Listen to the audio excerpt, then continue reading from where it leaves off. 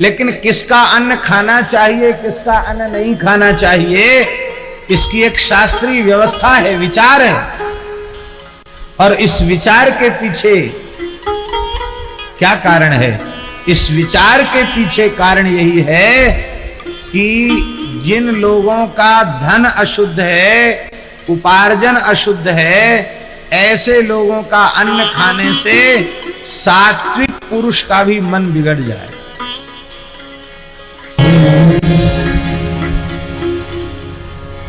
तो रात्रि बहुत हो चुकी थी, 11 साढ़े 11 बज गया था, लेकिन उन गृह स्वामिनी ने संतों को भूखे नहीं सोने दिया। हलवा पूरी साग बनाया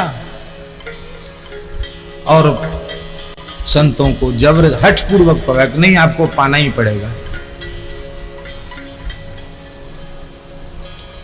वे जितने संत थे वो सब बहुत उच्च कोटि के महात्मा थे, अनुभवी संत थे। लेकिन आश्चर्यजनक घटना घटी। प्रातः काल उठते ही सब संत बहुत दुखी थे, सबको दुष्स्वप्न हुआ, सबको दूषित स्वप्न हुआ। जो दृश्य किसी साधु को नहीं दिखने चाहिए वे दृश्य दिखे। तो सब एक दूसरे से विचार करने लगे कि भाई, जिस चित्त में सदा भगवान की लीलाओं की अनुभूति होती है, उस चित्त में ये ऊट पटांग दृश्य कैसे आए? तो तुरंत विचार किया गया कि अन्न में कहीं न कहीं दोष था।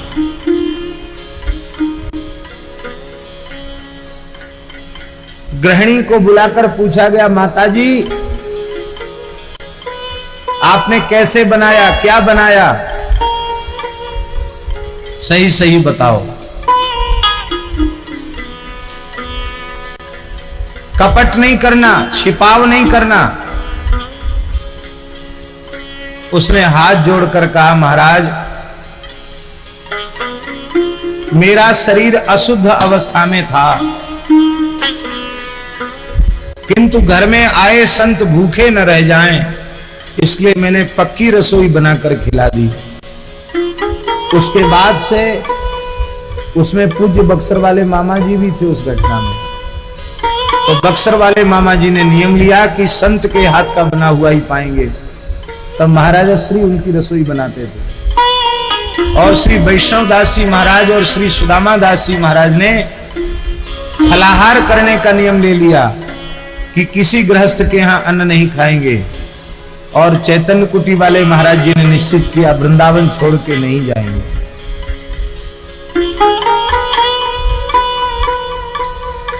अशुद्ध अवस्था में अन्न छूने का यह परिणाम था। तो जिसका उपार्जन ही अशुद्ध है,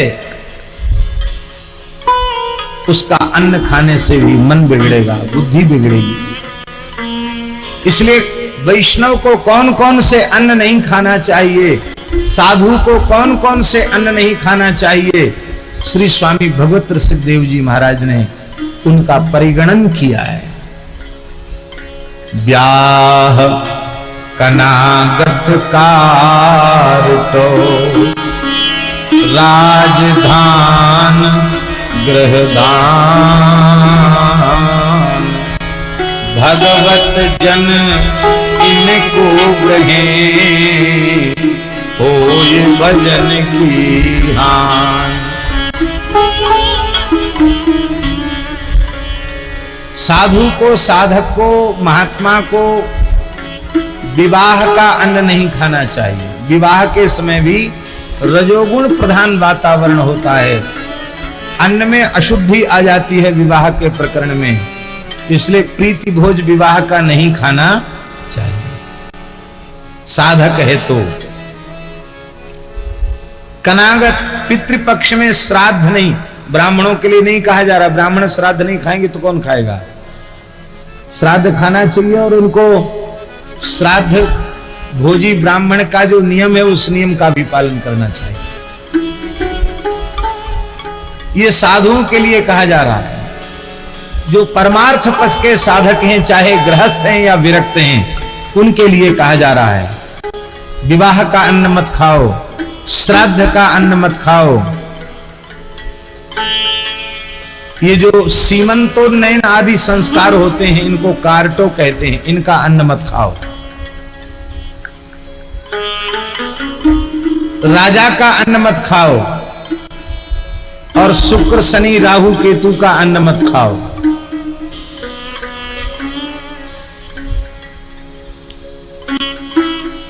व्यक्ति पे पड़ी विपत्ति, गए ज्योतिष के पंडित जी के पास, उन्होंने करे शनि महाराज का प्रकोप है, आज तो शनिश्चर की अमावस्या है, आज शनि जयंती है, आज शनि ग्रह की अवतरण तिथि आज है,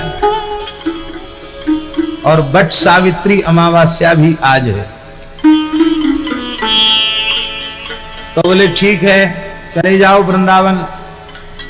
शनिवार के दिन उड़द की दाल के बड़े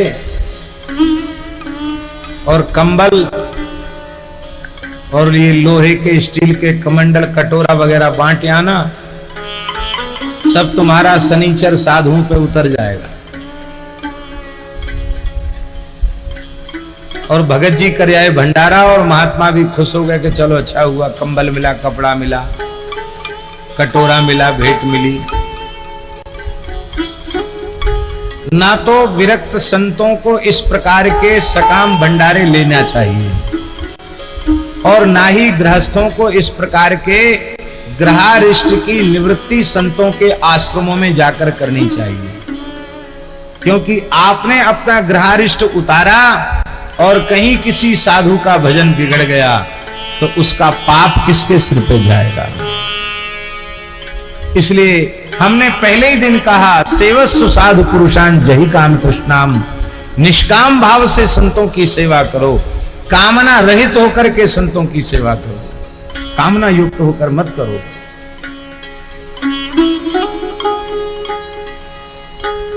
तो अन्न जैसा खाएंगे वैसा मन होगा, वैसी ही बुद्धि होगी, वैसा ही चित्त होगा, और वैसा ही